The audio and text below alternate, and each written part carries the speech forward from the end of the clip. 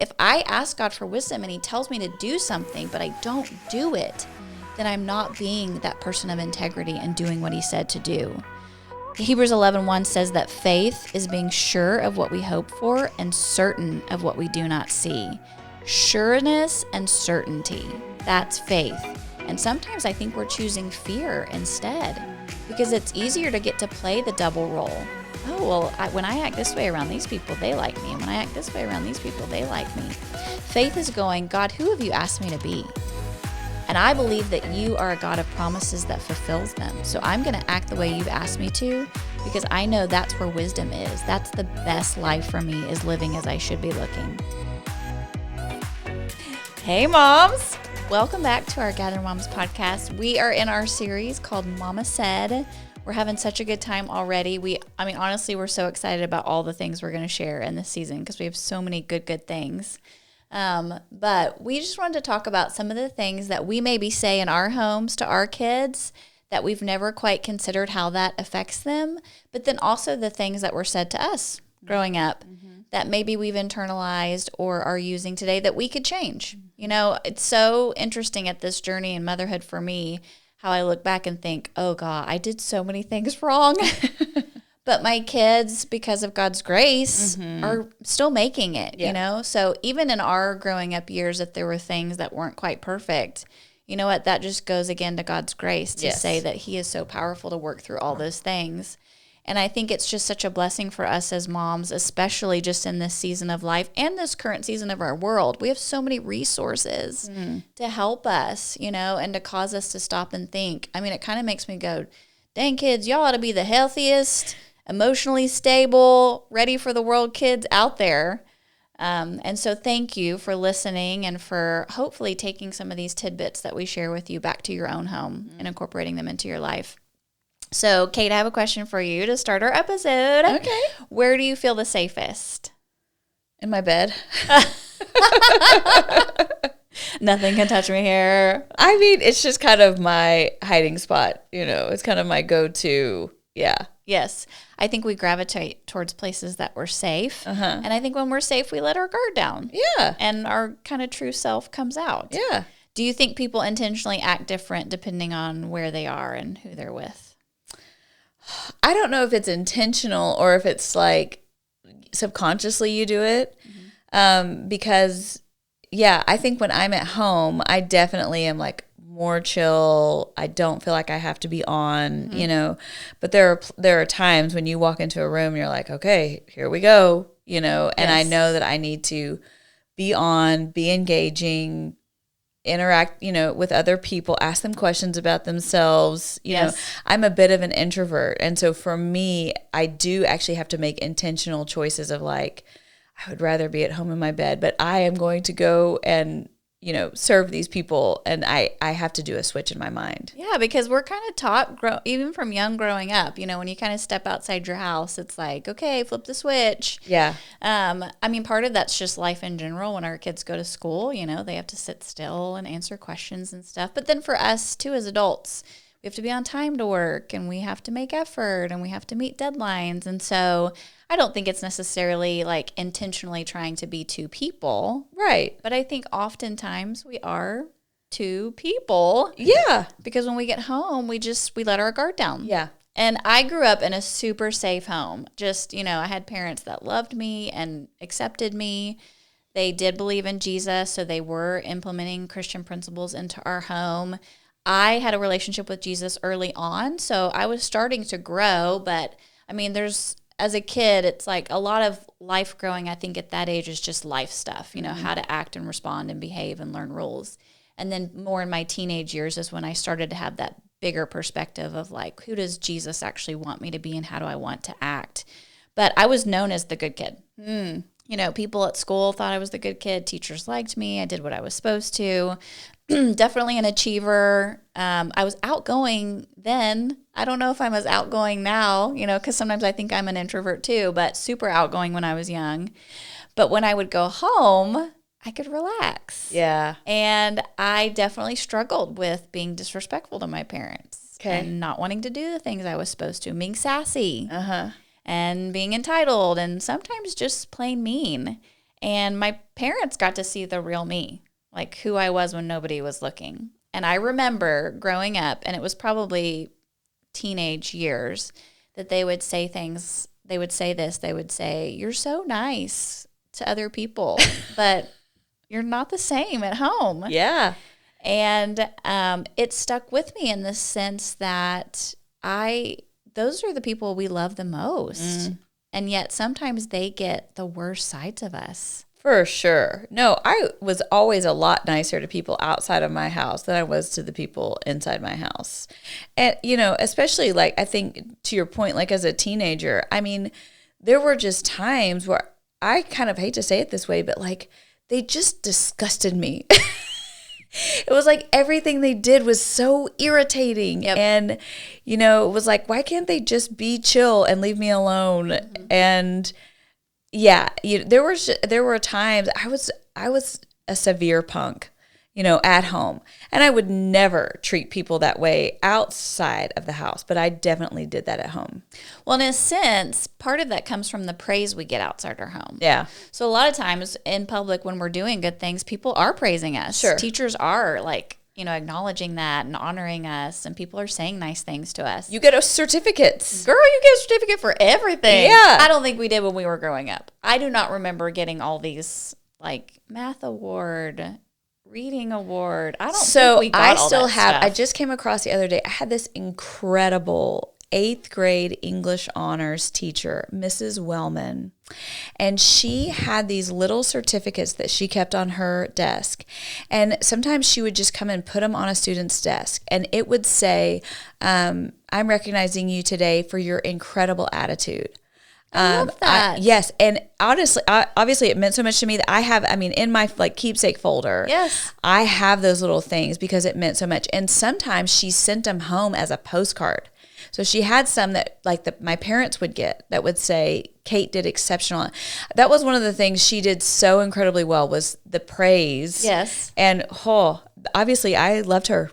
Girl, I'm about to incorporate that into my classroom. Yes. Mrs. Bradford. Dude. She got to recognize some students. It was so wonderful. And I wanted to do well in her class because she recognized when I did well. Yes. Well, and I think for parents, like now that I am one, sometimes it's hard to always be recognizing your kid for the good things they're doing. Ain't nobody got time to be, giving that kid. I don't have certificates next to my bed that I'm handing out. No, we could barely keep up when they were little, trying to put marbles in a jar for making good choices. Exactly. That was about as much as we could do. I mean, part of the role as parents is that we are the ones that see the things in our kids that need to be attended to. Sure. So that's part of our job. So I think there's just a natural ease of out in the world, people recognize and honor me. And in my home, people are helping me correct the things that need correction. Yeah. But home should be our safe place. Yes. I mean, that should be the place where no matter what we do or say, not that it's acceptable, but that we're still loved. For sure. I mean, don't they say that's it? It actually shows a sign of a healthy home. If children feel like they can be, not performative when they're in their house, and they can kind of be their worst selves in front of you because they know that you're still going to love and accept them. That's actually like a really healthy thing. Exactly. And that's what I want to say. I grew up in a safe home. So even though my parents were able to recognize, hey, you're acting different outside my home, I still was able to grow and flourish in a place where I knew no matter what I did or said, I was going to be accepted and honored. And we had lots of rules and boundaries in my house.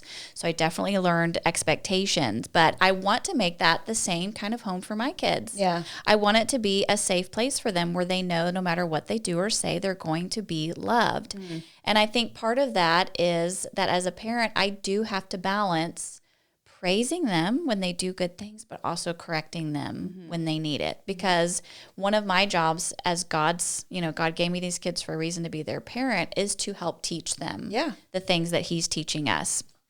Expectations guide behavior. It really is an idea of like, we're trying to say to them, not just don't touch the stove when it's hot, don't run out in the street before you look, but don't say that to a friend because that's mean, or if you don't do this chore this week, there's going to be consequences for it. Because as we mature, we want our integrity to be that the same person I am outside my house is the same person I am inside my house. Yeah. And as Christians, that motivation comes from our relationship with Jesus, because he was able to set that example when he walked the earth, that he was the same person no matter where you met him. And of course, because of sin in our flesh, we're not going to ever be those perfect people.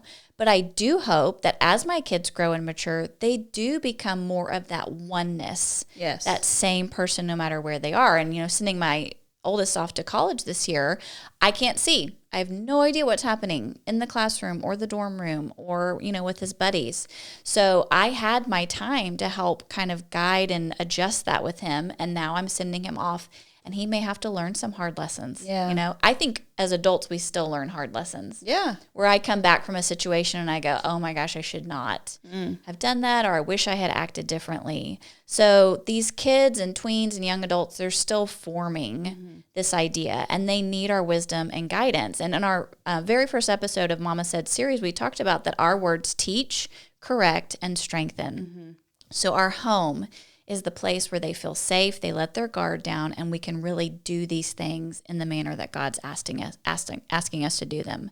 I read this week. It says the whole point and purpose of discipline is to raise children who are self-disciplined. Yeah. The way we get there is by giving them reps over and over and over. And it comes through teaching and skill building.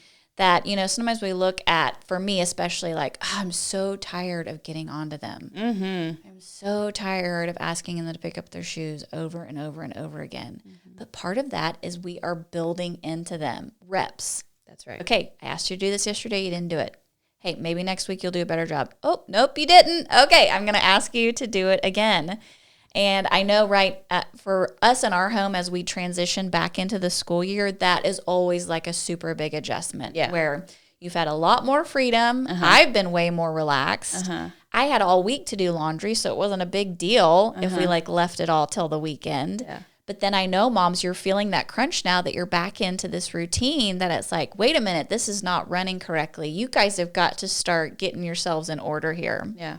So I thought we could share some basic ideas about how we create that safe home and that steady discipline. Yeah. So we are helping our kids become the same person outside our home that they are in our home. The first one is limits and boundaries. Predictability makes the world less scary. Yes. I mean, when you go into a situation where you already know the expectations and you already know what's happening, you walk in with way more confidence. Yeah, no, you think about all the kids who, have grown up and have trauma from not knowing. And two, you talk about the kids being different people. I mean, so many people I know grew up with their parents being two different people. That's and good. They didn't know if walking through the door was going to be Jekyll or Mr. Hyde or whatever those things are, Dr. Jekyll and Mr. Hyde. Yeah. Which parent they were going to get. And so many of us have experienced that. And so you find yourself kind of walking on eggshells, like, what am I going to do that's going to set them off? Oh, they're in a good mood. Okay, I can ask them for this or that. Or they're in a bad mood. Everybody run and hide. Yep. And so just kind of watching, okay, I may have experienced that as a kiddo. Am I doing that with my kids, or am I being consistent? And so watching, and one of the things that my kids have said, because I've asked them, do you feel like I yell? And they're like, you only do it if you're really tired. So they know. Yes. And it's that I'm exhausted and they keep pushing it. Yep. It's 10 o'clock at night. Yep. They still have not done all the things, and my margins are slim, and that's when I'm like, oh, Yes. But that helped me to know, okay, no, mostly I'm consistent in my behavior. Like I don't have a trigger that's going to, like a hairpin trigger that they're going to do something and I'm going to get set off. That's right. And I think to the point that you're saying is we want to create that kind of consistency in our homes where we're not wilding out and, there's not some emotional roller coaster that they're having to deal with us. Well, and for me personally as a mom, that when I am not consistent, it's when I am being lazy or selfish. Yeah. Like when I had littles, I remember, we had like certain rules about like drinking juice on the couch or something like that. But if you're like super exhausted or just in a lazy mood that day and you're like, yeah, it's fine, go ahead. Well, then they're confused. Yes. And so I know that potentially when my kids were little, I did not do the best job of being consistent with our rules and boundaries because it would kind of depend on the day. Well, and on if your spouse, like there are some things that Jeremy and I'm just like, that's not a big deal. But for him, it is a big deal. Mm-hmm. And so I have to like acquiesce to like, you know, whatever he wants to do, even though I'm like, this is not a big deal, you know? Yes. But like for us, a rule in the house is only food in the kitchen, you know, or the dining room.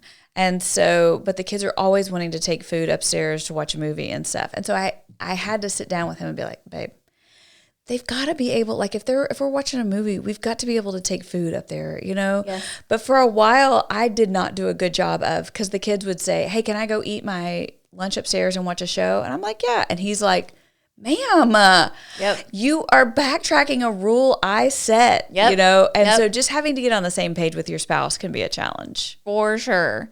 Just one little practical tip here. Try and use some phrases like if, then, when, then. Okay. So, hey, if you can get these clothes put up from the laundry, then you can have a snack or sit down and watch a show.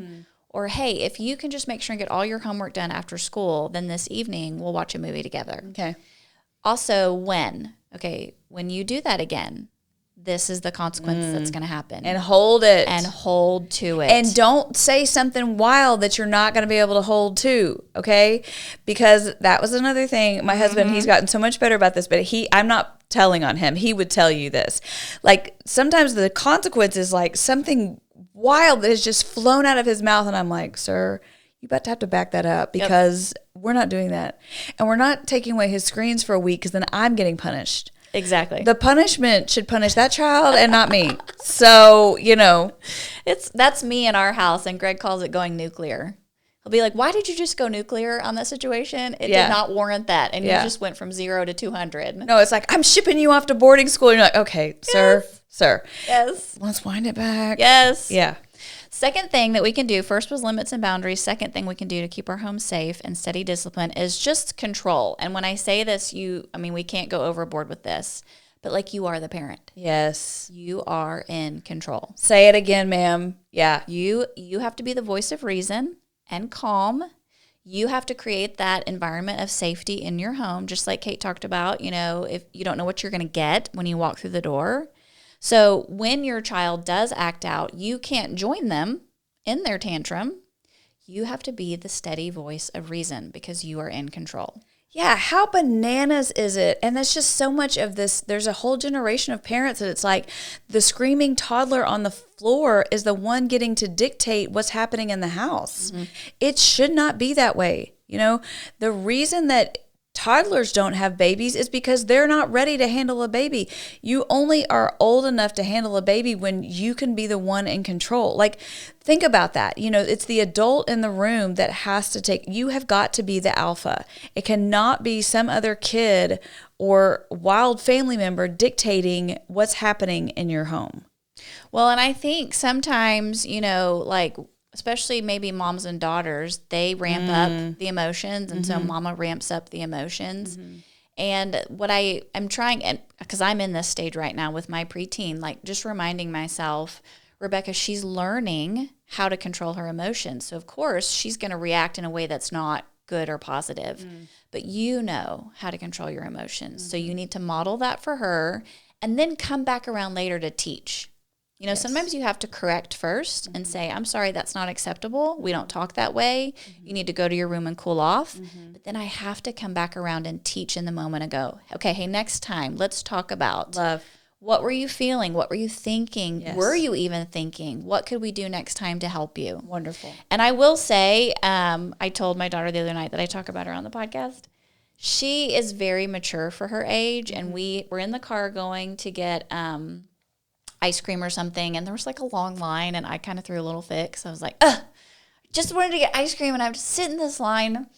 And she was like, are you mad at me? And I was like, no, it's not you, it's ice cream. She was like, well, sometimes I feel like you are. And I was like, okay, well, tell me about that. And she said, I feel like sometimes you talk nicer to my brothers than you do me. Okay. Like she's able to verbalize to me already. Awesome. Like when she sees my pattern go off. Yeah. And so This is actually one of the ones I want to talk about is mistakes. Okay. We're going to make mistakes. Yeah. So in creating a safe home for my family, I'm not going to do it perfect. Am I available to her so that she can actually come back and tell me when I've done something that hurts her feelings? Sometimes it's not true. Sometimes our kids do have a skewed perspective. Like, Correct. okay, they don't understand what was actually going on. Correct. But I think in that moment, I could honor her and say, thank you. Thank you for sharing that with me. Love that. Is there something I could do different next time that would help? And even if she's off, like I'm like, that's not true, it didn't happen. What about just validating her feelings in that moment? And then later on, I could have another discussion with her about what's actually true. There you go. You I know? love that. Because I don't think our kids are always basing their feelings off of real situations. Right. But again, sometimes I'm not always basing my feelings off of real situations. So when we make mistakes, we own up to them. Nobody's perfect. Our kids are definitely not.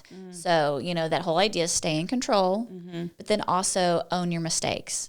And in that same vein, number 4, be available. Yes. Like, if your kid does need to talk about something that's a big deal, you've got to make yourself available for that. Yes. I read something, too, that said that this parent tried to always be available when their kid walked in the room.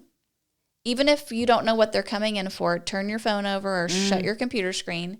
And then anytime they were going to separate, like they were headed off somewhere, like right before they left, just, hey, anything else you need to tell me? Okay. And I find myself sometimes when my kids are leaving for stuff, I'm completely distracted. Sure. Yeah. Oh, you're okay, bye, have a great Yeah. And you know, it's like I missed a moment where I could just stop down and say, okay, do you know where you're going? Let's Right. talk about, you know, how you're going to act while you're there. Yeah. Just being available. I like that. And the other night, Abby lost her AirPods in the house. I hate when my kids lose stuff and I can't find it because I take on the responsibility of it's my fault. Like, I should know where it is.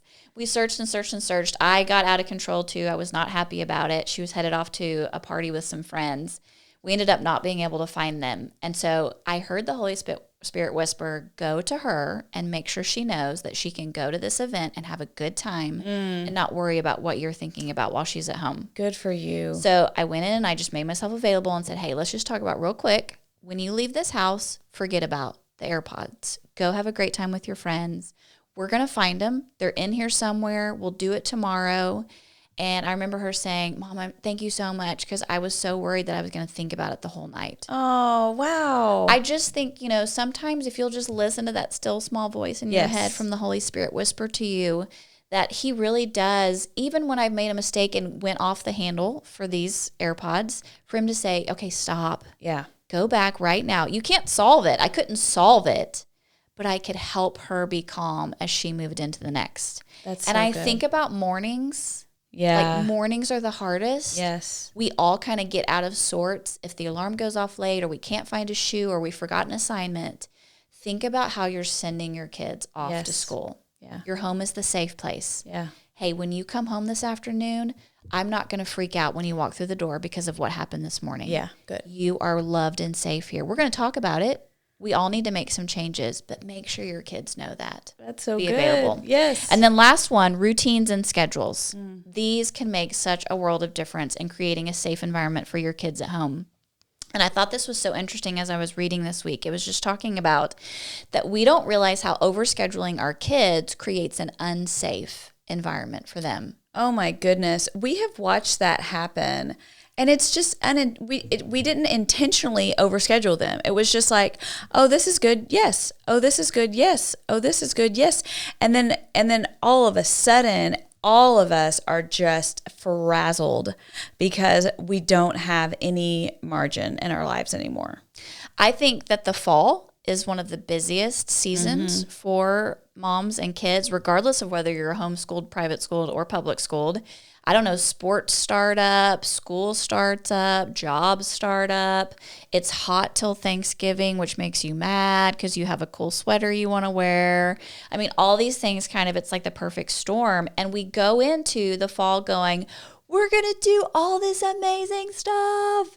And then by October 1st, you're like, what have I done? It's too much. So moms, you have to be the parent. Like, no, son, you can't do 4 sports. Yeah. We have 4 kids. Nope, I'm sorry. All 4 of you can't play a sport this season. Yeah. No, you know what? We committed to do this, so we're going to finish it. You can't start something new until we do. this idea that we really have to regulate schedules for our family. And you can't allow others to dictate that. Yeah. Just because their friend down the street wants them to join their volleyball team doesn't mean they have to. There you go. Just because a teacher at school thinks that they're like, this may be controversial, super smart, so they need to join this extra club. Do they? Yeah. In 7th grade? Right. Do they? Yeah. Like sometimes it's just going, this is not essential for your growth right now. We can do that next year. Yeah. But you have to be in control. Yes. You have to set the routines and the schedules. Self-discipline is the start of integrity. Your kid being able to monitor how and what they do in all situations, and it starts at home. Being able to make choices for ourselves that regulate our behavior means that we can be the same person, that oneness, that unity. The opposite of integrity is duplicity, or this idea of being double-minded, that I can play one role in this situation and another role in a different situation. You've probably heard this called hypocrite. I hear this so much with people that don't have a church home or aren't believers, because they look at Christians sometimes and they think that we are just hypocrites. Sure. That we can just act however we want, whenever we want. Yeah. And I totally get that. Yeah. But I also am like, yeah, but I'm a work in progress too. For sure. Like I'm still figuring it out, you know? So that's where you own it and go, I made a mistake. No, the church is not a home for the well. It's a hospital for the sick. That's right. We're all in the process of getting healing. And so, yeah, to a certain extent, I mean, we are hypocrites because we say we love Jesus and our actions don't match. But by the grace of God, we're asking him to make that more consistent. Exactly. And our kids, I think a lot of times, I hear this with my teenagers a lot. They use that word. And I'm like, do they actually know that they're a hypocrite? Or are they just still in a process of growth? Yeah. Does that little girl at school actually know that she's just like sent all this group of girls into a tailspin because of the way she acted? Has anybody ever told her? Yeah. Like sometimes it's just a way of revealing to them what they actually are doing before they even know that they're doing it. Our kids, I think our kids do want to be the same person no matter where they go because that's safety. But I just don't think they always know how to get there. Yeah. And we talked about in the first episode that this summer we studied James. He talks a ton about the tongue. Yes. But he also talks about this idea of being double-minded. Yeah. And in James 1:5-8, it says, "But if any of you lacks wisdom, let him ask of God, who gives to all generously and without reproach." Meaning, sometimes when your kid comes to you and asks a question and they've been sassy the minute before, you're like, whatever, I'm not going to help you.